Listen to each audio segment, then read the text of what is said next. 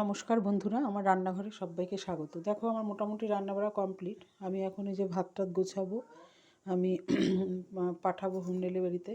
তাই দেখো এখন মোটামুটি 8টা 8:30 বাজে। আমার রান্না কি কি হলো দেখো।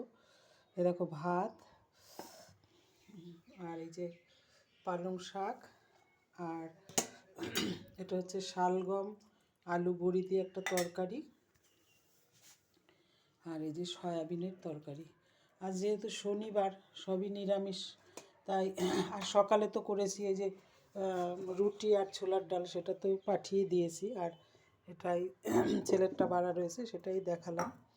আর এখন আমি এই যে ভাত টাতগুলো বেড়ে নেব, নিতে চলে আসবে।